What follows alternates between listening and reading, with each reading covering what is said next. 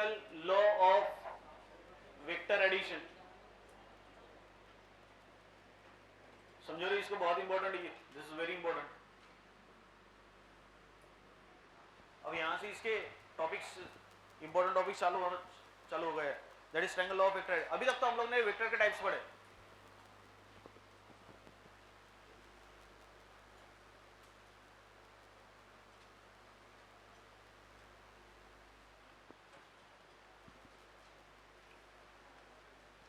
चलिए ध्यान दो, बस हेडिंग डाल के रखो, बस और कुछ नहीं।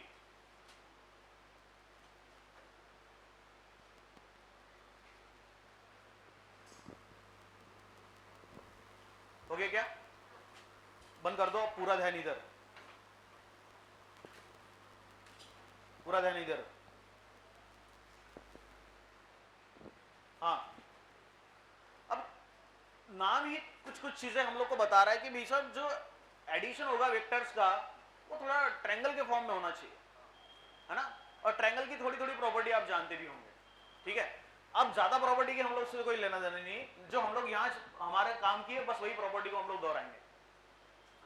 देखो अब तक क्या हो रहा था, अब इसके प्रीवियस टर्म्स में हम लोग मुनि फाड़े क्लास हो, हाँ, अब इसके प्रीवियस वाले टर्म्स में क्या हो रहा था कि भाई साहब हम लोग वेक्टर्स को ऐड और सब्ट्रैक्ट तो कर रहे थे, लेकिन आपने एक चीज को अगर गौर किया होगा, वो वेक्टर सारे के सारे हॉरिजॉन्टल नहीं तो वर्टिकल्स थे।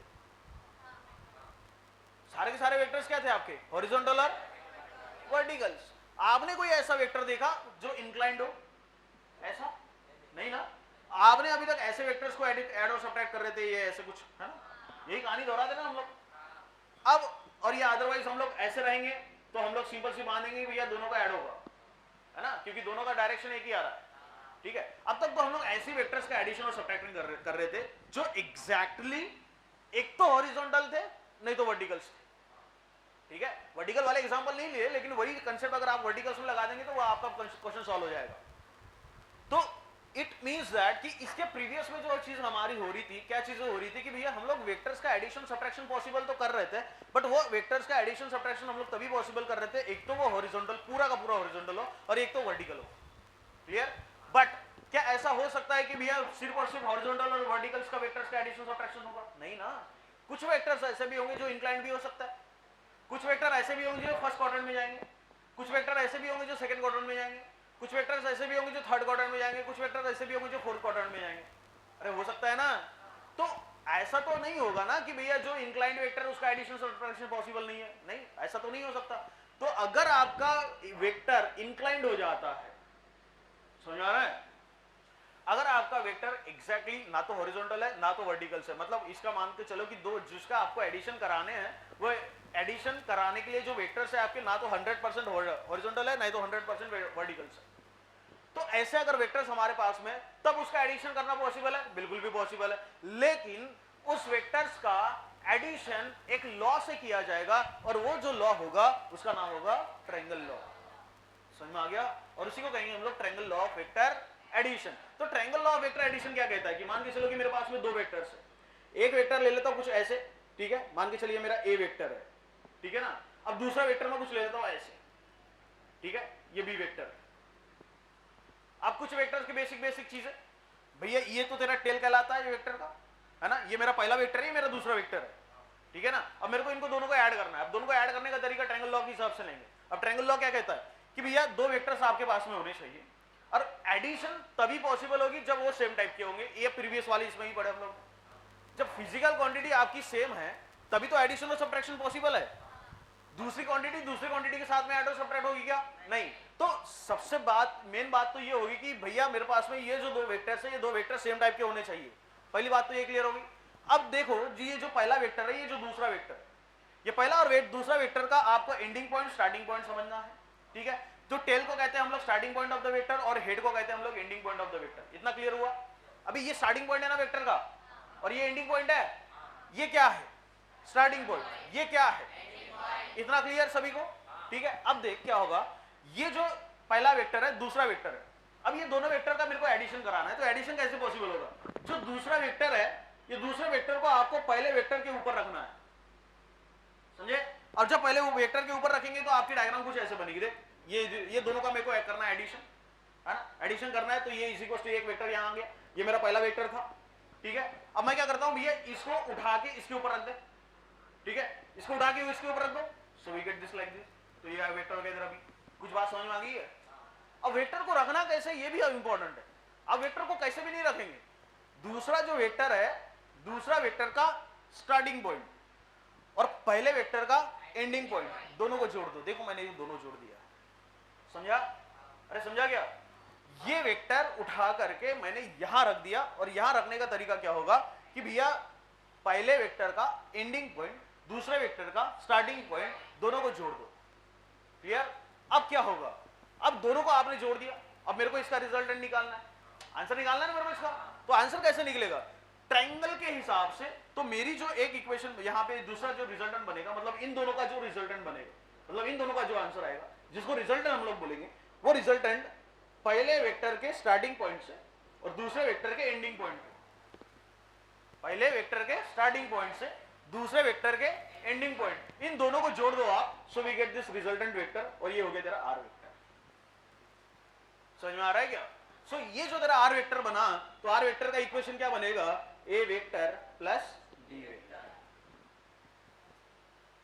And this is entire, this is process is called as triangle law of vector addition. समझ में आ रहा है क्या? ठीक है, बहुत सिंपल सी बात है। देखो, दो वेक्टर आपके पास में होने चाहिए और दोनों वेक्टर सेम टाइप के होने चाहिए, ठीक है। और हम लोग इसको ट्रायंगल लॉ के हिसाब से अगर सॉल्व करेंगे तो तेरा जो रिजल्टेंट बन के आएगा तो वो ट्रायंगल के शेप में दिखना चाहिए। क्या ये ट्रायंगल की शेप में दिख रहा है? और रिजल्टेंट देख, एक वेक्टर तेरा एक साइड रिप्रेजेंट कर रहा है, दूसरा वेक्टर तेरा दूसरा साइड रिप्रेजेंट कर रहा है, तेरा रिजल्टेंट वेक्टर तीसरा साइड रिप्रेजेंट कर रहा है, और तीनों साइड को आपने कंबाइन कर दिया, वी गेट द ट्रायंगल। और ये जो पूरा का पूरा प्रोसेस हुआ वेक्टर के फॉर्म में हम लोग ने सॉल्व किया हुआ है। इसका मतलब ये हुआ कि this is called as triangle law of vector addition. समझ में आ रहा है क्या? ठीक है। So what is the triangle law of vector addition? कि भैया आपके पास में दो वेक्टर्स होने चाहिए सेम टाइप के। अब जो मैं हिंदी में बता रहा हूं, बस हम लोग बाद में उसका सारा का सारा इंग्लिश में कन्वर्जन कर लेंगे, एक स्टेटमेंट बना लेंगे। सो वो जो स्टेटमेंट आपका बनेगा उसी को बोला जाएगा triangle law of vector addition. तो पहले तो बेसिक कंसेप्ट समझ ले। बेसिक कंसेप्ट में क्या, दो वेक्टर्स होने चाहिए, दो वेक्टर्स, एक वेक्टर आप कैसे भी लगा दो, ठीक है, दूसरा वेक्टर आपका होगा, इन दोनों का आप एडिशन पॉसिबल करेंगे। तो एडिशन कैसे होगा? ट्रायंगल लॉ के हिसाब से होगा। ट्रायंगल लॉ क्या कहता है कि भैया ये दूसरे वेक्टर का एंडिंग, दूसरे वेक्टर का स्टार्टिंग पॉइंट और पहले वेक्टर का एंडिंग पॉइंट, इन दोनों को जोड़ दो। ये जोड़ दिया मैंने इन दोनों को, तो इनका जो रिजल्टेंट बनेगा, मतलब ये दो वेक्टर का जो रिजल्टेंट बनेगा, सो दैट रिजल्टेंट वेक्टर कहां से कहां जोड़ना है? वो जोड़ना है आपको starting point of first vector से और ending point of second vector से। तो ये जो रिजल्टेंट ये बनेगा आपका, so this is called as resultant vector. और ये पूरा कंसेप्ट बना तेरा ट्रायंगल, जोड़ा हम लोग ने वेक्टर्स को, इसलिए बोला जाएगा triangle law of vector addition. समझा? अरे समझा गया? ठीक है, चलिए देख ले एक बार, इसको फिर से देख लेते हैं हम लोग, ठीक है। अब जरूरी नहीं कि ऐसे ही सारी चीजें लेनी। अब मान के चलो कि मेरे को दूसरा वेक्टर लेना है, ऐसे कुछ समझ लीजिए अच्छे से, ठीक है। अब देखो, अगर मान के चलिए ये वेक्टर हो गया, so again this is a vector, है ना, ये भी इंक्लाइंड है। अब दूसरा वेक्टर में मान ले ऐसे, दिस इज बी वेक्टर, है ना। अब ट्रायंगल लॉ क्या कहेगा? ट्रायंगल लॉ कहेगा कि भैया इन दोनों को जोड़ना है मेरे को, इसका रिजल्टेंट निकालना। रिजल्टेंट निकालने के लिए ये मेरा दूसरा वेक्टर है, ये मेरा पहला वेक्टर है। अरे है क्या? तो ये जो मेरा दूसरा वेक्टर है मैं पहले वेक्टर के ऊपर रखूंगा, तो रखने का तरीका क्या होगा कि भैया दूसरे वेक्टर का एंडिंग पॉइंट, स्टार्टिंग पॉइंट, दूसरे वेक्टर का स्टार्टिंग पॉइंट, पहले वेक्टर का एंडिंग, इन दोनों को जोड़ दो। इन दोनों को मैं करूंगा ऐड, है ना। इन दोनों को ऐड करने के बाद में देख, पहला वेक्टर मेरा ऐसा जा रहा है, तो ये मेरा पहला वेक्टर हो गया। अरे समझा क्या? ठीक है, इसको भैया इसके ऊपर रखना है, तो ये हो गया तेरा दूसरा वेक्टर। कुछ समझ में आ रहा है? और रिजल्टेंट क्या होगा? क्या इन दोनों का starting point of first vector and ending point of second vector, क्या बना? ट्रायंगल। अरे क्या बना? ट्रायंगल। और ये वेक्टर कौन सा होगा? Are vector. इक्वेशन क्या बनेगी? R vector is equal to A vector plus, तुम लोग को नहीं समझा? अरे समझा क्या? This is called as triangle law of vector addition. Triangle law of vector, समझ में आया सभी को? अब देख स्टेटमेंट इसका क्या होगा। ये तो पूरा का पूरा कंसेप्ट क्लियर हो गया सभी के लिए। अब स्टेटमेंट क्या होगा? देख, कितने वेक्टर है मेरे पास में? दो, सेम टाइप के होने चाहिए। अच्छा, वेक्टर है तो मैग्नीट्यूड डायरेक्शन रिप्रेजेंट करेंगे। अरे वेक्टर है तो मैग्नीट्यूड डायरेक्शन रिप्रेजेंट करेंगे ना। और वेक्टर है तो मैग्नीट्यूड डायरेक्शन रिप्रेजेंट करेंगे। तो जिस समय ये ट्रायंगल बन गया तो ये दो एडजेसेंट साइड्स होगी ट्रायंगल की और एक तीसरी साइड्स होगी। तो दो adjacent side of the triangle ये ए वेक्टर और बी वेक्टर रिप्रेजेंट कर रहा है, और third side of the triangle जो तीसरी साइड होगी वो कौन रिप्रेजेंट कर रहा है? रिजल्टेंट। कौन रिप्रेजेंट कर रहा है? कहां से ड्रॉ किए? Starting point of first vector and ending point of. Concept clear हो गया? ठीक है। अब जो मैंने चीज बोला है उसी को इंग्लिश में कन्वर्ट कर दो तो we get the triangle law of vector addition. If two vectors of same type, two vectors of क्या रिप्रेजेंट करता है? Magnitude and direction. क्या रिप्रेजेंट करेगा? If two vector of same type represent magnitude and direction by two adjacent sides of the triangle। दो adjacent sides है triangle के, अरे दो adjacent side है ना ये। If two vector of same type, ये कंसेप्ट समझा? दो वेक्टर होनी चाहिए, सेम टाइप के होने चाहिए। Two vector of same type represent क्या रिप्रेजेंट करेंगे? Magnitude and of two adjacent sides of the triangle. Triangle है ना, two adjacent sides of the.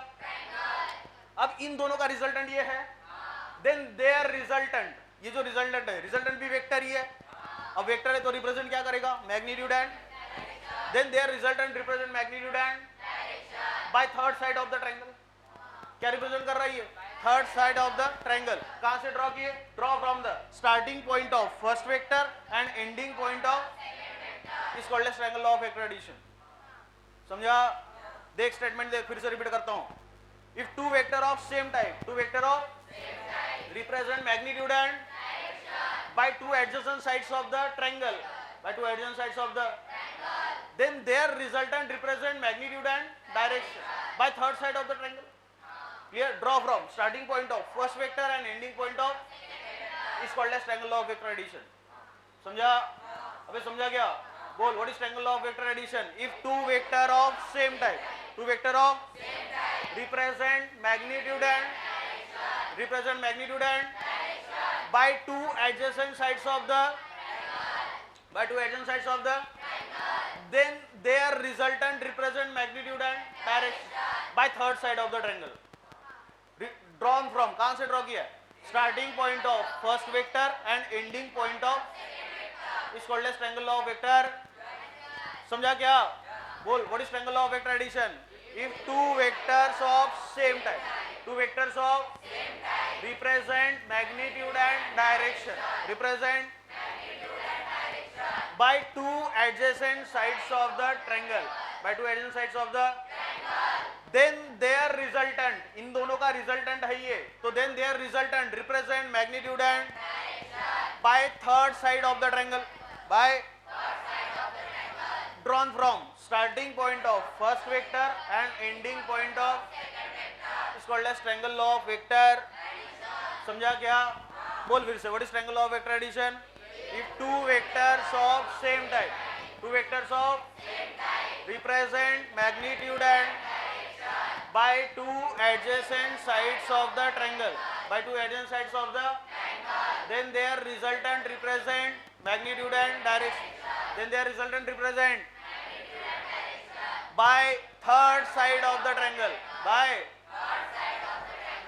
drawn from। कहां से ड्रॉ किया है? drawn from starting point of first vector and ending point of is called as triangle law of vector addition। बोल फिर से, what is triangle law of vector addition?